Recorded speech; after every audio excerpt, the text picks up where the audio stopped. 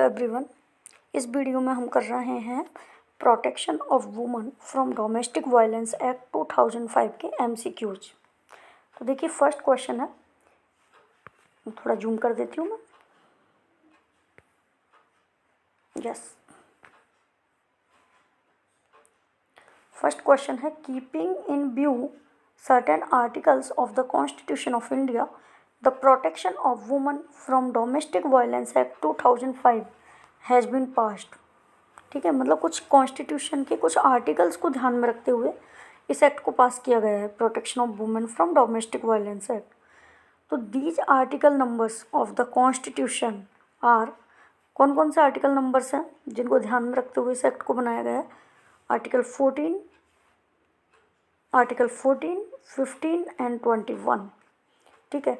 Second question, when the protection of woman from domestic violence act 2005 passed. ठीक है, पास कब हुआ है ये एक्ट? तो कब पास हुआ है? 13 सितंबर 2005 को। देखिए 13 सितंबर 2005 को इस एक्ट को पास किया गया है। थर्ड क्वेश्चन देखिए, according to the aforesaid act domestic violence includes. Domestic violence में क्या क्या इंक्लूड है? तो क्या क्या इंक्लूड किया गया है? Sexual abuse and verbal and emotional abuse. ये दोनों चीज़ें डोमेस्टिक वायलेंस में इन्वॉल्व है, चाहे से वो सेक्सुअल एब्यूज हो या वर्बल हो या इमोशनल हो। इसमें मॉरल और ट्रेडिशनल को इंक्लूड नहीं किया गया है।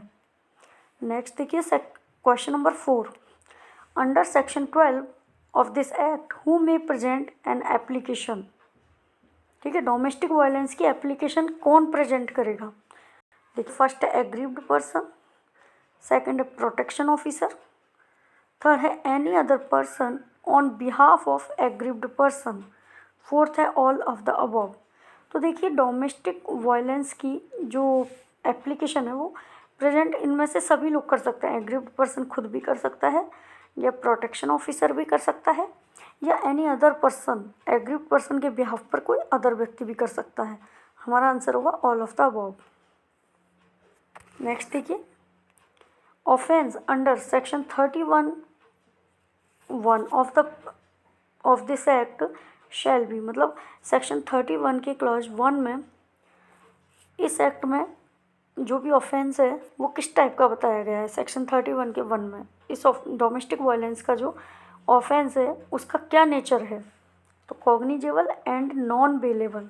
ठीक है, कॉग्निजेबल है एंड नॉन बेलेबल है। नेक्स्ट क्वेश्चन देखते हैं, in which section of protection of women from domestic violence act 2005 there are provisions regarding appeal. ठीक है, इस एक्ट का कौन सा सेक्शन है या कौन से ऐसे प्रोविजंस है जिसमें अपील के बारे में बताया हुआ है? तो अपील का प्रोविजन कहाँ पर दिए गए हैं? सेक्शन 29 में। नेक्स्ट देखिए, in which section of protection of 1 minute,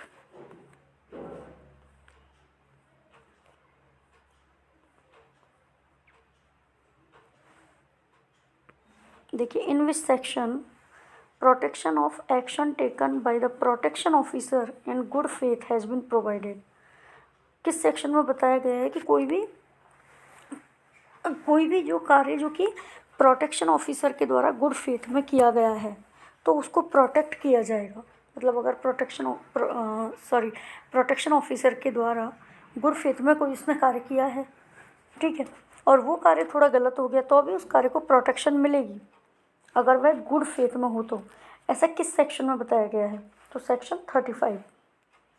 next देखिए, how many chapters and sections are there in the protection of women from domestic violence act 2005।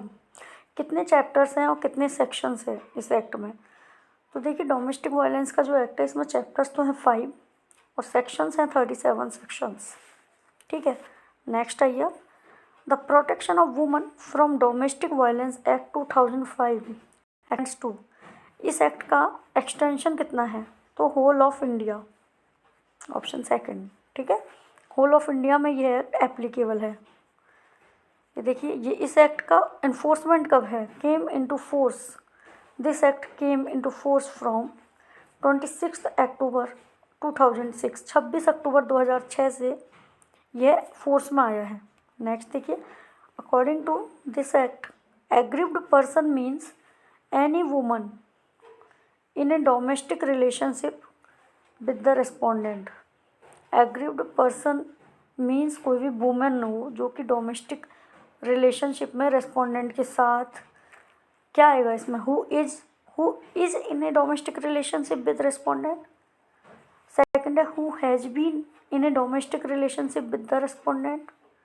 Third है who alleges to have been subjected to any act of domestic violence by the respondent. तो हमारा answer होगा all of the above, जो कि रहती है respondent के साथ डोमेस्टिक रिलेशनशिप में, या जो रह रही है, ठीक है, या who alleges to have been, जो कि आरोप लगाती है कि कोई डोमेस्टिक वायलेंस रेस्पोंडेंट के द्वारा किया गया है, वो सभी एग्रीव्ड पर्सन में आएंगे। ठीक है, तो हमारा आंसर होगा फोर्थ। नेक्स्ट देखिए, under this act what is the definition of child. देखिए, a person below the age of 18 years, ये कह रहा है डोमेस्टिक वायलेंस में चाइल्ड को कैसे डिफाइन किया गया है। चाइल्ड की डेफिनेशन क्या है कि 18 साल से नीचे का कोई पर्सन है उसको चाइल्ड बताया गया है। सेकंड है अडॉप्टेड चाइल्ड। थर्ड है स्टेप चाइल्ड। फोर्थ है फोस्टर चाइल्ड। फिफ्थ है नेचुरल चाइल्ड। तो हाँ, आंसर होगा ऑल ऑफ द अबव। इसमें 18 साल से नीचे का कोई पर्सन हो, अडॉप्टेड हो, स्टेप चाइल्ड हो, फोस्टर हो या नेचुरल चाइल्ड हो, तो वह चाइल्ड की कैटेगरी में आएगा। नेक्स्ट क्वेश्चन देखिए, under the protection of woman from domestic violence act 2005, domestic relationship means A relationship between two persons who live or have lived together in a shared household when they are related by। देखो ये क्या कह रहे हैं कि इस act में domestic relationship का मतलब क्या है कि दो पर्सन्स के बीच रिलेशनशिप होना। हु लिव, जो कि रहते हैं या रह चुके हैं, हु लिव और have lived together in A shared house hold, दोनों शेयर्ड हाउस होल्ड में या तो रह रहे हैं या रह चुके हैं। When they are related by, जबकि वह किस तरीके से रिलेटेड हैं, कंसैंग्यूनिटी के द्वारा, मैरिज के द्वारा, अडॉप्शन के द्वारा, members living together as a joint family. ठीक है, मतलब मैरिज के द्वारा हस्बैंड वाइफ भी हो सकते हैं या फिर फादर और डॉटर भी हो सकते हैं। इस तरीके से जॉइंट फैमिली में जैसे अंकल हो सकते हैं, ठीक है, अंकल और नीज हो सकती है, इस तरीके से। लेकिन वुमन के साथ होना चाहिए डोमेस्टिक वायलेंस से, केवल वुमन ही एग्रीव्ड पर्सन है इसमें। तो हमारा आंसर होगा all of the above, consanguinity, marriage, adoption, members living together as a joint family. Next देखिए, question number 14, in which section of this act domestic violence has been defined. Domestic violence को किस section में define किया गया है, section 3 में define किया है। ठीक है, next question, under section 3 of this act what is meant by sexual abuse. Sexual abuse का क्या मीनिंग है, तो एनी कंडक्ट और act of a sexual nature that abuses, humiliates, degrades और violates the dignity of woman. मतलब कोई भी sexual nature का कंडक्ट हो या एक्ट हो जो कि एब्यूज करता है, ह्यूमिलिएट करता है, डिग्रेड करता है और वायलेट करता है वुमन की डिग्निटी को, तो उसको क्या कहा जाएगा, सेक्शुअल एब्यूज कहा जाएगा। नेक्स्ट देखिए, in which type of domestic violence criminal intimidation and criminal force have been included.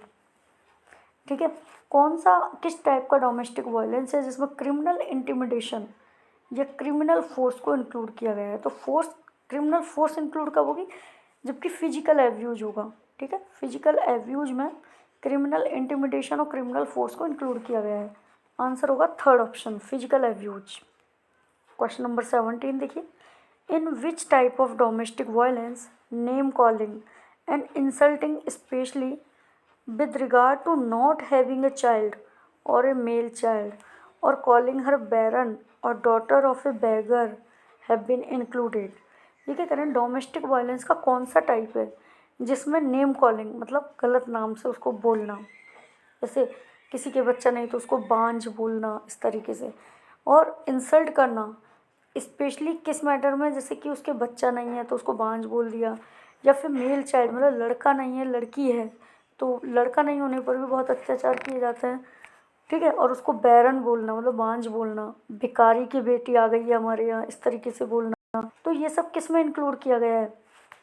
तो ये वर्बल चीज़ें हैं, मुंह से बोली जा रही हैं, तो वर्बल एंड इमोशनल एब्यूज़, उसके इमोशंस को हर्ट कर रहे हैं और वर्बली एब्यूज कर रहे हैं, वर्बल एंड इमोशनल एब्यूज।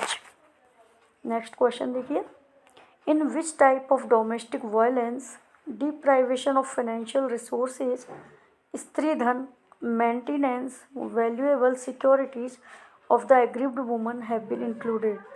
किस टाइप का डोमेस्टिक वायलेंस है जिसमें फाइनेंशियल रिसोर्सेज से, स्त्री धन से, मेंटेनेंस से और एग्रीव्ड वुमन की वैल्यूएबल सिक्योरिटीज से उसको वंचित कर दिया जाना इंक्लूड होता है? तो देखिए कौन सा होगा इसमें, इकोनॉमिक एब्यूज, ठीक है, 4th नंबर का होगा इकोनॉमिक एब्यूज। अब है question number 19, under section 5 of the protection of woman from domestic violence act, A police officer, protection officer, service provider और magistrate who has received a complaint of domestic violence shall inform the aggrieved person of, देखिए क्या कर रहे हैं कि जो section 5 है उसके अंदर एक police officer, protection officer, service provider अथवा मजिस्ट्रेट जिसको कि डोमेस्टिक वायलेंस की कंप्लेंट मिली है, वह एग्रीव्ड पर्सन को किस किस बारे में इन्फॉर्म करेगा? तो देखिए फर्स्ट ऑप्शन है अवेलेबिलिटी ऑफ सर्विस प्रोवाइडर, वो ये बताएंगे कि हम आपको सर्विस प्रोवाइडर की सर्विस उपलब्ध करवा सकते हैं, ठीक है। प्रोटेक्शन ऑफिसर की सर्विस की अवेलेबिलिटी है, ठीक है। थर्ड है her right to get several reliefs और ऑर्डर्स अंडर दिस एक्ट, कि ये जो डोमेस्टिक वायलेंस का एक्ट है इसके अंदर आपको बहुत सारे रिलीफ मिलेंगे, ठीक है, और बहुत सारे ऑर्डर्स और रिलीफ्स आपको का आप राइट रखते हैं, आपके पास अधिकार है लेने का।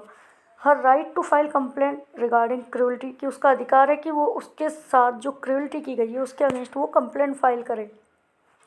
And her right to free legal aid, अगर उसके पास पैसे की व्यवस्था नहीं है तो फ्री लीगल एड का राइट भी उसके पास है। डोमेस्टिक वायलेंस में फ्री लीगल एड का उसको राइट मिलता है। तो इसमें ऑल ऑफ द अबव, सारे ही केस ऐसे हैं जिसमें कि वो एग्रीव्ड पर्सन को इन्फॉर्म किया जाएगा पुलिस ऑफिसर के द्वारा, प्रोटेक्शन ऑफिसर के द्वारा, सर्विस प्रोवाइडर या मजिस्ट्रेट के द्वारा। नेक्स्ट क्वेश्चन देखिए, क्वेश्चन नंबर 20,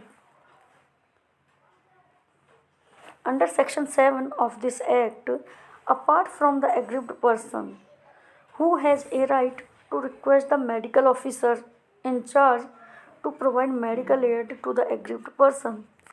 देखिए क्या करें कि सेक्शन 7 में किसके पास एक राइट होता है कि वो मेडिकल ऑफिसर इंचार्ज को रिक्वेस्ट कर सके कि वो एग्रीव्ड पर्सन को मेडिकल हेल्प प्रोवाइड करे।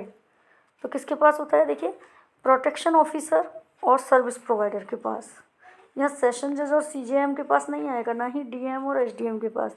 ये राइट होता है प्रोटेक्शन ऑफिसर और सर्विस प्रोवाइडर के पास।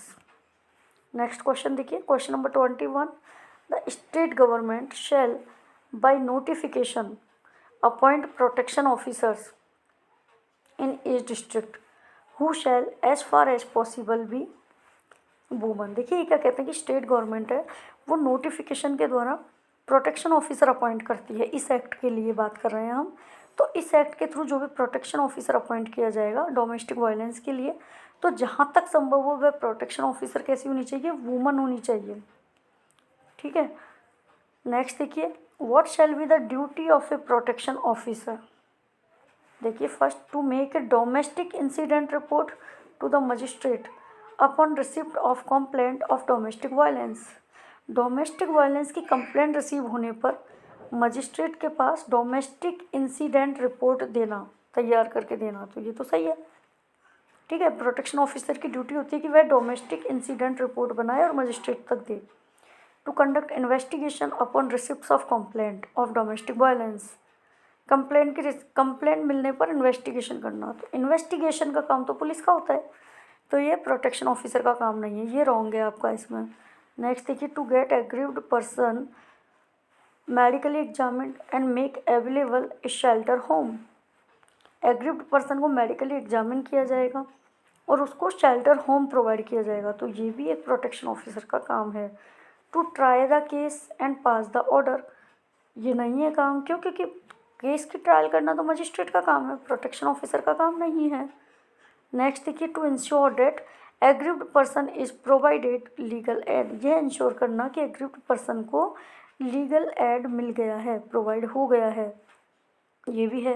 तो हमारा आंसर क्या होगा? देखिए, फर्स्ट